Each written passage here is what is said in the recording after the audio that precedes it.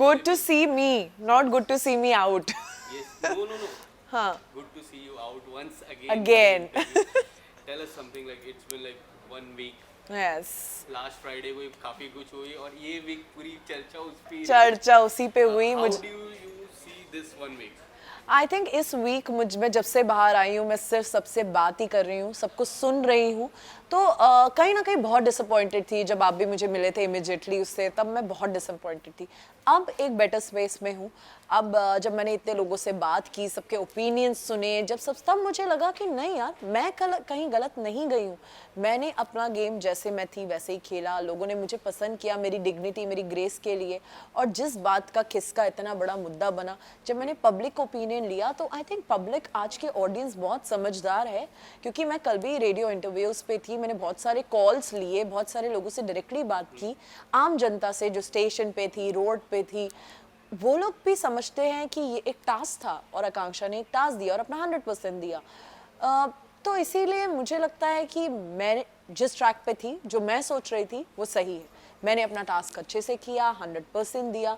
Game में मुझे मौका बहुत कम मिला और जहां मिला मैंने उसे ग्रैब किया, अपना 100% दिया. तो मैं अब डिसअपॉइंटेड नहीं हूँ. डेफिनेटली थोड़ी इस बात की नाराज़गी है कि हाँ, ज़्यादा देर रह नहीं पाई, 2 हफ्तों में बाहर आई. तो बस ये एक रिग्रेट रहेगा. बट टास्क किया, अपना 100% दिया, उसका कोई रिग्रेट नहीं है. सबसे ज्यादा चर्चा सोशल मीडिया पे हुई जी. इस बात को लेके, जी. सबका एक अलग अलग पॉइंट ऑफ व्यू था. जी. आपने सबसे ज्यादा पॉइंट ऑफ व्यू क्या रखा कि क्या दिखा आपको कि ये पॉइंट ऑफ व्यू सबसे ज्यादा दिख रहा है? कमेंट सेक्शन हो गया या फिर ट्विटर पे हैशटैग हो जी. गया, कौन सा ऐसा था? जी, एक तो हैशटैग ब्रिंग आकांक्षापुरी बैक सबसे ज़्यादा मैंने पढ़ा.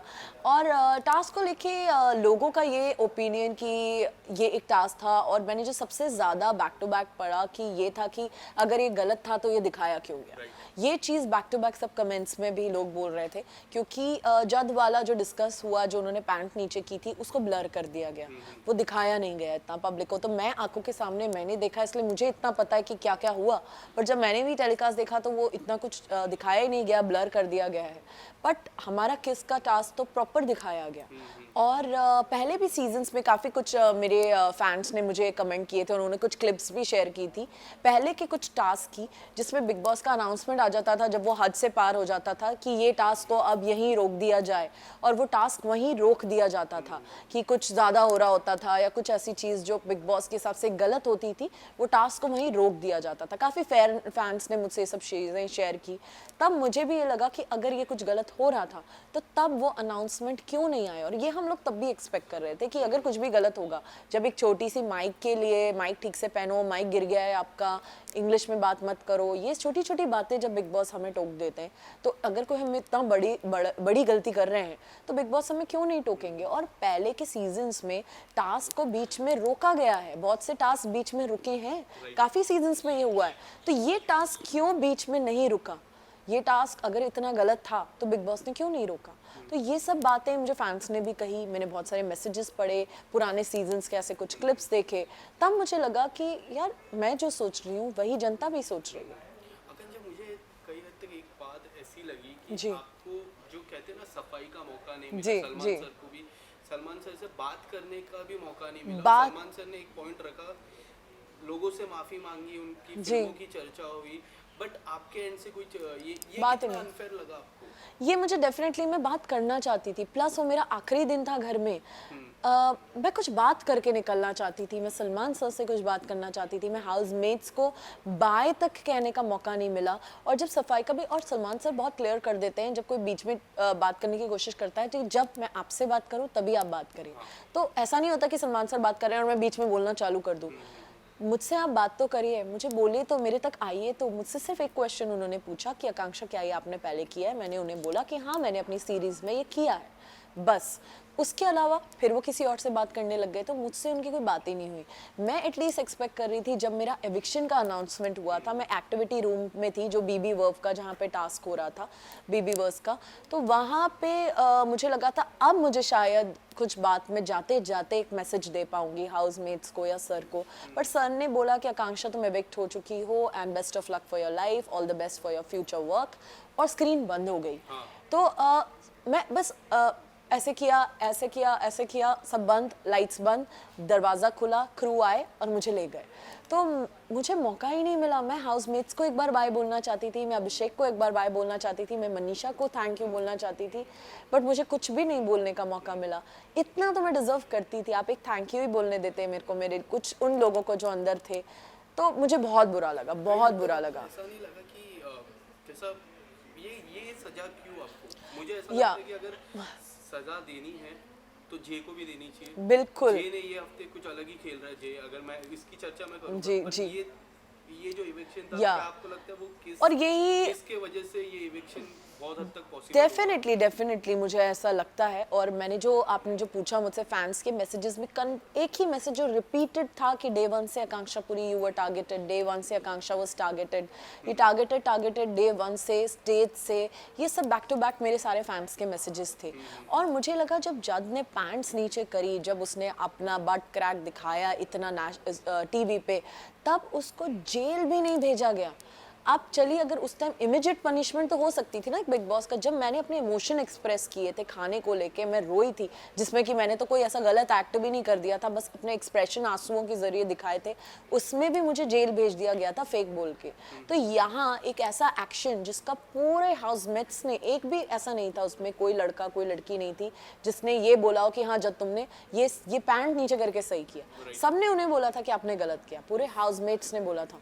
तो एक भी अनाउंसमेंट क्यों नहीं आया? वो जेल में क्यों नहीं रात भर उन्होंने स्पेंड किया? वो तो मजे से सो रहे थे। फिर वीकेंड के बार पे उनको एक बोला गया कि ये गलत है। इनफैक्ट तो आपने भी जब जेल जी में थे, जी मैंने एक बार देखा था कि जेल में साइरस जी वॉकआउट कर रहे थे। जी जी उन्होंने इतने जोर से डंबल फेंका, या फिर वो जो जी बाहर रहता जी है, जी उतने जोर से फेंका, आप शायद तक सो रहे थे तभी। या मैं सो रही आप थी disturb हो क्योंकि गए मैं थे। डिस्टर्ब हो रही थी। आई एम ग्लैड कि आपने देखा, मुझे लगा किसी ने नहीं देखा, क्योंकि एक तो मैं बाहर सो रही हूँ, मच्छरों में लेटी हूँ मैं, कोई पंखा नहीं है, लाइट भी कंटिन्यू चलती रहती थी।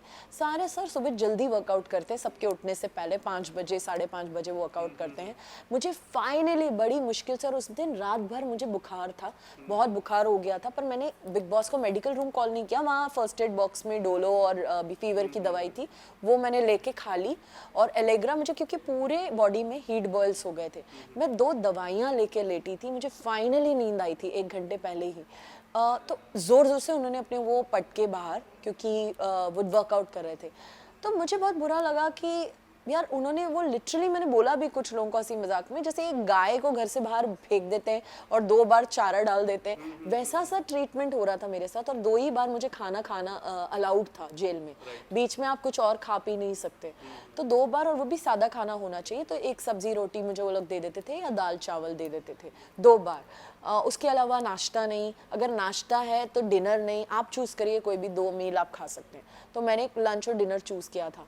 तो आप उसके बाद कोई फाइनली इतनी परेशानी के बाद गर्मी में सो रहा है, आप मतलब मुझे थोड़े इनह्यूमन बिहेवियर लगे अंदर भी। जब मेरे जेल में एक्स्ट्रा रहने की वजह से, जब पलक को जो टास्क दिया था कि आप मुझे वो छुड़ा सकती हैं, घर वालों के लिए राशन ला सकती हैं, मेरे जेल में रहने की वजह से घर वालों का राशन आया था, उस चीज़ के लिए भी बाहर कोई आके किसी ने थैंक यू नहीं बोला, एक बार नहीं बोला कि आकांक्षा तुम जेल में हो, तुम ठीक हो, तुम सब लोग आके मेरे पास नहीं बैठे, या सब ने ये नहीं बोला आज आकांक्षा आज हमें जो राशन आया, जो हम इंजॉय कर रहे हैं, चिकन मटन अंडे जो भी, वो तुम्हारे जेल में रहने की वजह से आया है। किसी ने कोई थैंक यू नहीं बोला।